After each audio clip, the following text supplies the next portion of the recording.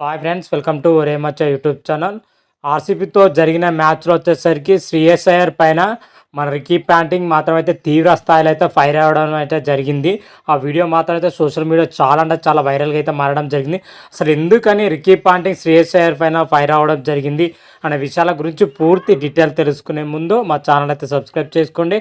పక్కన ఉన్న bell icon మాత్రం అయితే క్లిక్ చేసి పెట్టుకోండి. ఫర్దర్గా మీ వీడియోలో అప్లోడ్ చేసాం మీకు నోటిఫికేషన్ వస్తుంది. ఐపీఎల్ 2025లో తొలి క్వాలిఫైర్లో వచ్చేసరికి రాయల్ ఛాలెంజర్స్ బెంగళూరుతో పంజాబ్ కింగ్స్ అయితే తలపడింది. ఈ మ్యాచ్లో వచ్చేసరికి పంజాబ్ కింగ్స్ ఘోరంగా అయితే ఓడిపోయిందని చెప్పుకోవచ్చు. ఈ సీజన్లో ఇంత ఘోరమైన ఓటమి పంజాబ్ ఇప్పటివరకు అయితే చూడలేదు. ఇదే ఘోరంగా అయితే ఓడిపోవడం జరిగింది. బ్యాటింగ్లో పూర్తి స్థాయిలో అందరు ప్లేయర్లు రాణించకపోవడంతో అనేది ఓటమి ప్రధాన కారణం అని కూడా చెప్పుకోవచ్చు. ముఖ్యంగా ఈ మ్యాచ్ జరుగుతున్న సమయంలోనే ఒక సన్నివేశం అయితే చాలా అంటే చాలా వైరల్గా అయితే మారడం జరిగింది. ముఖ్యంగా శ్రేయస్ అయ్యర్ అవుట్ పైన మాత్రమైతే రికీ ప్యాంటింగ్ అసంతృప్తితోని డ్రెస్సింగ్ రూమ్లో తీవ్ర స్థాయిలో అయితే ఫైర్ అయినట్టుగా అయితే వీడియోలు అయితే బయటికి రావడం జరిగినాయి. అదేవిధంగా శ్రేయస్ అయ్యర్ అవుట్ పైన వచ్చేసరికి టీమిండియా మాజీ క్రికెటర్ అయిన సునీల్ గవాస్కర్ మాత్రం అయితే తీవ్ర స్థాయిలో అయితే ఫైర్ అవ్వడం జరిగింది.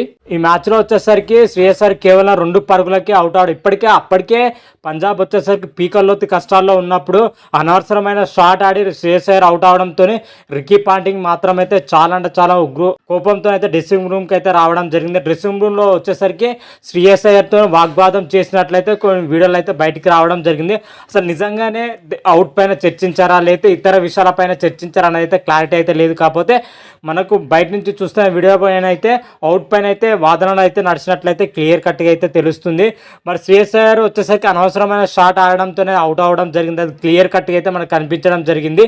అలాంటి టైంలో అలాంటి షాట్ ఆడడంతోనైతే పంజాబ్కి అయితే ఘోర ఓటమి అయితే చవి చూడడం జరిగింది. ముఖ్యంగా మ్యాచ్కి మొత్తం అదే కీలకంగా అయితే మారిందని కూడా చెప్పుకోవచ్చు. అయితే ముఖ్యంగా ఈ శ్రేయస్ అయ్యర్ అవుట్ పైన కూడా మన టీమిండియా మాజీ క్రికెటర్ సునీల్ గవాస్కర్ కూడా స్పందించడం జరిగింది.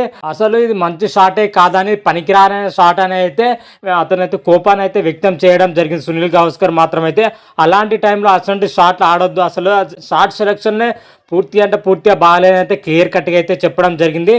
చాలా ఎక్స్పీరియన్స్ ఉన్న శ్రేయస్ అయ్యర్ ఇలాంటి షాట్ ఆడతానని అయితే నేను అస్సలు ఊహించలేదు. అదేవిధంగా మంచి కీలకమైన టైంలో కీలక మ్యాచ్ ఇలా ఆడతానని అయితే నేను ఎక్స్పెక్ట్ చేయలేదు.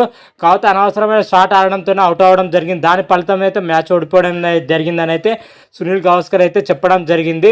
ఓవరాల్గా చూసుకుంటే శ్రేయస్ అయ్యర్ అవుటే మ్యాచ్కు మొత్తం కీలక మలుపైన అయితే క్లియర్ కట్గా అయితే తెలుస్తుంది.